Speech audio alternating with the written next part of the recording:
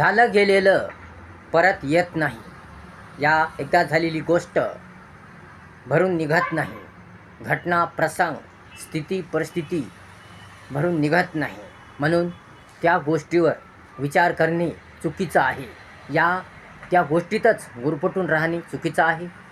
त्यामुळे करकर करणे, किरकिर करणे, भांडणतंटा करणे हे चुकीचं आहे. तर ते सगळं विसरून जाऊन नव्याने आपलं जीवन सुरू करणे, नव्याने आपलं जीवन जगणे आणि प्रेमाने राहणे, सत्याने वागणे, एकतेने राहणे यातच शहाणपण आहे, समजदारपण आहे. म्हणून मागचे झालेलं विसरून जा. मागचे घडलेली घटना, प्रसंग विसरून जा. त्यामुळे कल्याण होणार नाही.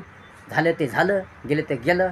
इथून पुढे चांगलं जीवन जगा, नव्याने जीवन जगा, सुंदर जीवन जगा, चांगल्या विचाराने जीवन जगा. फक्त चूक दुरुस्ती करा. पुन्हा चुका होऊ नये, पुन्हा तसं घडू नये, पुन्हा तसा प्रसंग येऊ नये, पुन्हा तशी घटना घडू नये. यासाठी नेहमी सावधान राहा, सावध राहा. त्यामुळे जीवन सुंदर होईल.